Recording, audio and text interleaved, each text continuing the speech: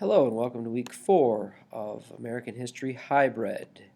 This week we will take a look at the various affluent and poor societies of 1950. At the end of this PowerPoint, you should be able to answer the following learning outcomes.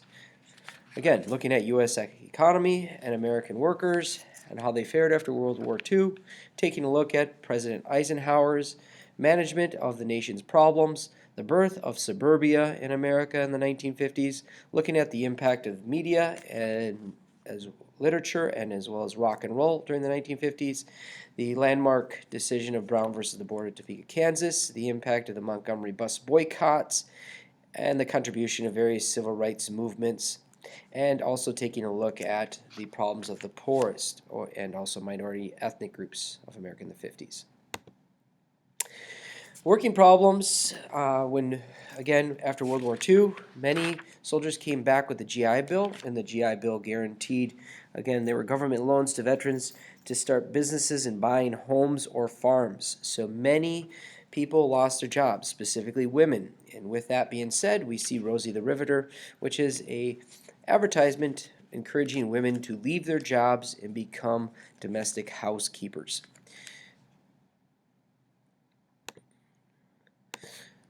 Dwight D. Eisenhower's goals to improve the economy in his first year of office is he wanted to be a modern republicanism.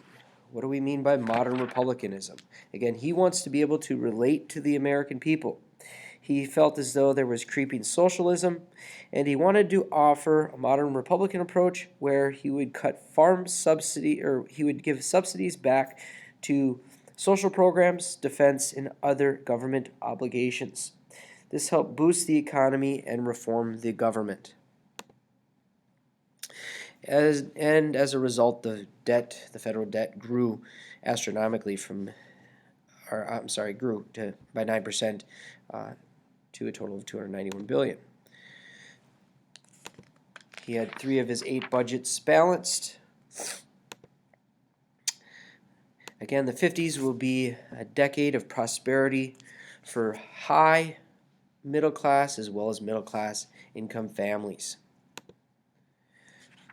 We will see the movement into automation, so advent of mechanization through computers.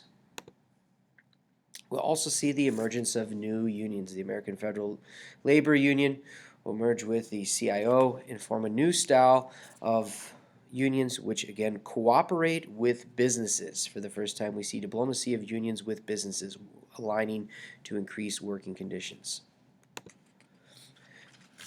However, the union support is weakened by the Landrum-Griffin Act as well as the Hartley-Taft Act, which again gives the government to override formation of unions. In the 1950s, we see the birth of suburbia. And again, we'll see an increase of geographic mobilization, which is known as the suburban migration. Much of suburbs have a look almost identical, in other words, a uniform look, because there will be some construction workers, 2 specifically, that will develop suburbs, that being the Leavitt towns as well, the 2 Leavitt towns that emerged in Pennsylvania as well as New York during the 50s. Also increasing suburbanization will be the 1956 Highway Act. The Highway Act, again, will create roads, so mobilization will be easy by car. And again, during this time, most middle-class families had cars.